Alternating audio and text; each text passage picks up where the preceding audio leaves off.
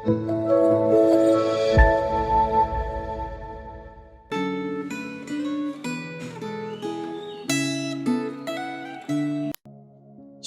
Bapak Ibu Saudara-saudara yang dikasihi oleh Tuhan. Kita bertemu kembali dalam renungan Gema hari ini. Bagaimana kabar Bapak Ibu Saudara-saudara yang dikasihi oleh Tuhan?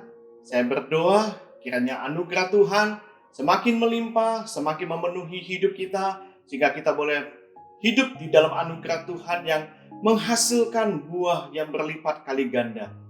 Mari kita berdoa terlebih dahulu sebelum kita membaca dan merenungkan firman Tuhan. Mari kita berdoa. Bapa di dalam surga, kami sungguh sangat bersyukur kepadamu jikalau Engkau boleh memimpin dan menyertai kehidupan kami hari lepas hari.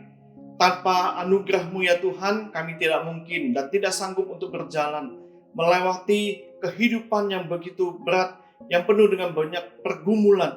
Namun biarlah Engkau yang terus mengingatkan kami melalui firman-Mu ya Tuhan, sehingga kami boleh semakin diteguhkan. Kami terus memegangkan firman-Mu akan janji-Mu yang menghibur kami, yang memberikan kekuatan kepada kami. Terima kasih Tuhan, terpujilah nama-Mu. Kiranya melalui firman yang akan kami renungkan pada hari ini, sungguh-sungguh Engkau boleh berbicara kepada setiap kami, pribadi lepas pribadi. Dengarlah seru doa kami, yang kami panjatkan hanya di dalam nama Tuhan Yesus Kristus. Amin.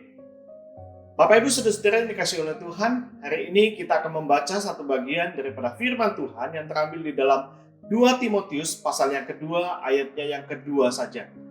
Demikian firman Tuhan. Apa yang telah engkau dengar daripadaku di depan banyak saksi, percayakanlah itu kepada orang-orang yang dapat dipercaya, yang juga cakap mengajar orang lain. Saudara-saudara yang dikasihi oleh Tuhan, salah satu tanggung jawab daripada seorang pemimpin yang sangat penting adalah mempersiapkan, melatih para pemimpin selanjutnya. Nah, jika seorang pemimpin itu enggan menyediakan waktu mereka, bahkan tidak rela untuk melepaskan kepemimpinannya, maka di kemudian hari dapat dipastikan ada satu krisis yang besar, yaitu krisis regenerasi, di mana tidak ada orang yang siap untuk mengambil alih di dalam kepemimpinan. Maka seorang pemimpin yang baik seharusnya dia memberikan waktu, tenaga, pikiran, dan bahkan memberikan kesempatan kepada para pemimpin yang muda. Di mana ketika pemimpin-pemimpin yang muda ini, mereka boleh belajar untuk mengembangkan potensi mereka. Mereka akan memperbanyak diri mereka dengan segala karunia talenta yang mereka punya. Oleh sebab itu, seorang pemimpin yang baik adalah seorang pemimpin yang memberikan kesempatan untuk supaya mereka itu memulai, supaya mereka juga bisa belajar untuk mengambil sebuah beban yang berat, supaya mereka juga boleh belajar bagaimana menanggung satu tanggung jawab yang besar, dan mereka juga boleh belajar bagaimana mengambil sebuah keputusan final yang penting. Mereka juga harus diberikan satu pujian atas prestasi mereka atau bahkan kegagalan mereka. Sehingga kesempatan demi kesempatan itu adalah mereka diberikan sebuah kepercayaan. Intinya adalah seorang pemimpin membantu para pemimpin-pemimpin muda itu untuk mengembangkan potensi mereka. Nah, kita juga perlu belajar mengingat bagaimana Tuhan Yesus juga mengabdikan dirinya, bahkan meluangkan waktunya selama 3,5 tahun untuk mendidik, mempersiapkan murid-muridnya menjadi seorang pemimpin. Maka satu hal yang perlu dicatat adalah ketika melakukan kesalahan adalah harga yang tak terelakkan di dalam sebuah proses melatih para pemimpin masa depan. Nah, ketika kita membaca bagian ini, Timotius, kira-kira dia berusia 20 tahun, masih sangat muda. Nah, Rasul Paulus ketika dia menjadi mentornya, Rasul Paulus berusaha untuk memperbaiki karakter dan mengembangkan potensi daripada Timotius. Timotius pada waktu itu dia sangat pemalu, lunak, bahkan takut-takut, tetapi membentuk dia menjadi orang yang kuat. Paulus menuntun dia di dalam berbagai macam pengalaman dan kesulitan, supaya Timotius karakternya semakin kuat dan tangguh. Rasul Paulus tidak ragu-ragu bahkan memberikan tugas-tugas yang melampaui daripada kekuatan Timotius saat itu. Lagi pula, bagaimana seorang muda itu dapat mengembangkan segala kecakapan, potensi, bahkan kepercayaan dirinya bila mereka tidak diberikan kesempatan untuk mencoba, dan bahkan dalam tanda kutip dipaksa untuk mencoba akan hal-hal yang mustahil. Maka dengan mengajak Timotius mengikuti perjalanan Paulus yang begitu berat, maka Timotius bisa melihat dan bahkan memiliki kesempatan untuk bertemu dengan orang-orang yang hebat, dengan orang-orang yang sulit, dan bahkan di situ Timotius belajar untuk membangkitkan ambisi dirinya, ambisi yang benar.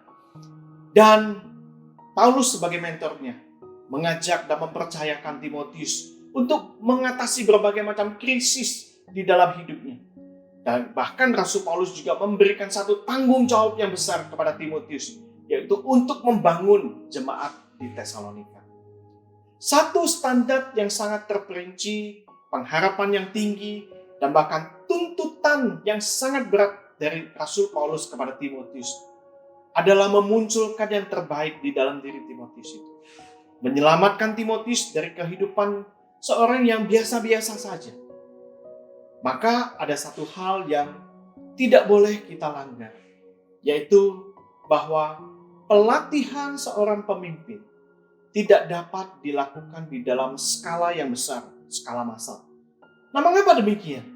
Karena ketika kita mau mereproduksi atau menghasilkan seorang pemimpin yang baik, membutuhkan sebuah kesabaran, kita membutuhkan sebuah perhatian yang khusus, membutuhkan petunjuk yang khusus, dan doa yang tekun, dan membimbing mereka seorang demi seorang dalam waktu yang lama. Nah, murid-murid tidak diproduksi di dalam skala yang besar. Mereka dihasilkan dari satu orang ke satu orang. Seorang mentor harus bersedia memberi waktu mereka, tenaga mereka, berjerih lelah, memberikan pencerahan, inspirasi, mengasuh mereka, dan melatih orang-orang yang lebih muda yang dipersiapkan untuk menjadi seorang pemimpin masa depan. Nah, saudara-saudara yang dikasih oleh Tuhan, pertanyaannya adalah, apakah ada Timotius muda yang perlu kita persiapkan bagi mereka? Biarlah kita adalah orang-orang yang dipercayakan oleh Tuhan untuk mempersiapkan para pemimpin-pemimpin berikutnya. Sebuah regenerasi kepemimpinan, sebuah tongkat estafet yang kita boleh berikan kepada mereka, supaya mereka boleh melanjutkan perjalanan kekristenan itu terus semakin bertumbuh, semakin berkembang. Kiranya Tuhan boleh memakai saudara dan saya untuk menjadi seorang mentor, menjadi seorang pemimpin bagi generasi yang akan datang. Mari kita berdoa. Bapa di dalam surga, kami bersyukur kepadamu untuk firman Tuhan yang boleh kami renungkan bersama-sama.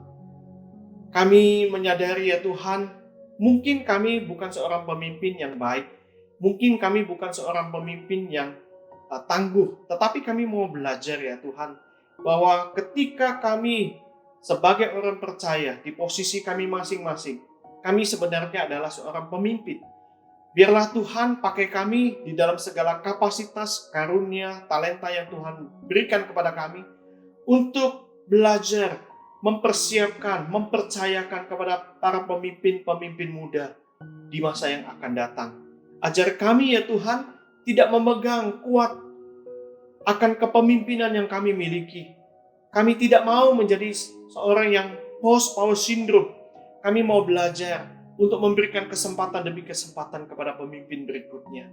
Terima kasih Tuhan untuk firman-Mu pada hari ini. Berkati gereja-Mu, berkati lembaga-lembaga Kristen, berkati komunitas-komunitas Kristen, sehingga kepemimpinan-kepemimpinan yang ada sungguh boleh terus dari generasi ke generasi boleh berlangsung dengan baik, dan anak-anak muda boleh diberikan kesempatan untuk muncul sebagai seorang pemimpin yang tangguh, yang kuat, yang hidupnya berkenan kepada Tuhan. Terima kasih ya Tuhan, dengarlah seluruh doa kami, yang kami alaskan hanya di dalam satu nama Tuhan dan Juru Selamat kami yang hidup, kami berdoa. Amin.